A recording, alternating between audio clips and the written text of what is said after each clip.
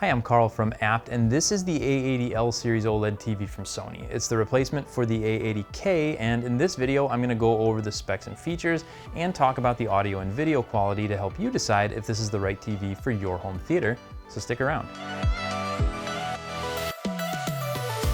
The design's very similar to what you'll find on last year's model. There's a minimal bezel surrounding the screen, and the pedestal can be arranged in three different ways: wide or narrow, which are both low profile, or soundbar, which lifts the TV up to accommodate a soundbar in front. As far as sizes go, the A80L comes in 55, 65, and 77 inches just like last year, but for 2023, they've also added an 83-inch option, which was nice to see.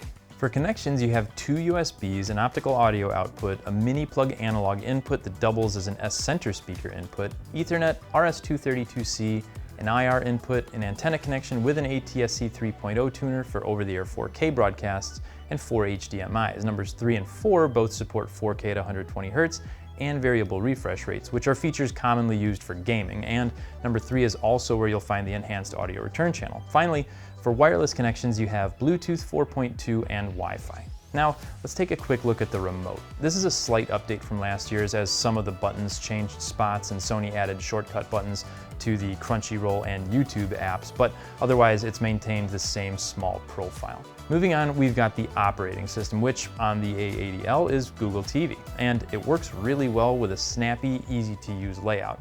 There's a top pick section at the top of the home page, and under that is a row of apps, and finally some additional curated content from several different streaming services that's all broken down by genre to make it easy to find something to watch without having to open all those different apps. And speaking of streaming apps, the A80L also gets Sony Bravia Core. This is a paid service that lets you stream movies at up to 80 megabits per second, which is going to give you similar quality to what you'd get from a Blu-ray.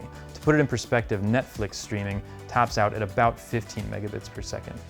For any smart home integrators considering this TV, it works with Amazon Alexa as long as you have a separate Alexa device. It's got Apple Home and AirPlay 2 built in. It works with Chromecast, and of course it's compatible with the Google Home app as well. So no matter what kind of smart home setup you have, this will likely integrate very nicely. As far as audio goes, the A80L uses Sony's Acoustic Surface Audio Plus, so the screen is actually producing the sound. It uses 3 actuators to accomplish this, and it's also got 2 subwoofers to provide some bass. Each actuator and sub are driven by 10 watts of power, and altogether the system sounds pretty good for stock TV audio. Dialogue is clear, and the audio really does seem to come from the action on the screen, so it is more immersive than your typical TV speakers. Now, that being said, if you like a lot of bass or you want sound quality that equals the picture on this one, you will want to consider looking into a soundbar as well. Sony does have some great models that match up to this one, and I'll put some links to those down in the description so you can check them out, or you can contact our home theater experts here at Apt for help finding the best one to fit your budget.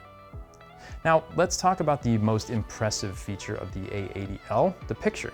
Sony's OLEDs are always impressive. If you liked the A80K, you're gonna like this one too. Sony didn't do a major overhaul, so you don't need to run out and replace your 80K you bought last year, but they did improve the cognitive processor XR, which helps with the overall picture and sound quality. This one seems slightly brighter than last year's model and looks fantastic in a well-lit or dark room, and color quality remains excellent. Obviously, with this being an OLED, the black levels were terrific, and if you're looking for something to watch sports or action movies on, this handles motion extremely well too.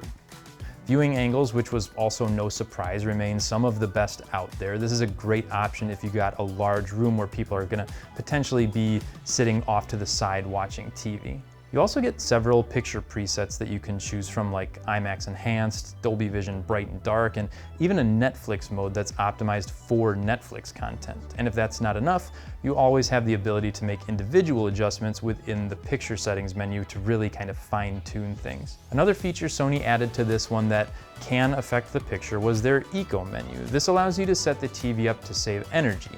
It's nice for those that want to use it, but if you're looking for the best picture quality, we recommend turning that feature off altogether. Finally, we've got gaming, and this is an excellent TV for it. It's got the 2 HDMI 2.1 ports that support those variable refresh rates in 4K at 120 Hz.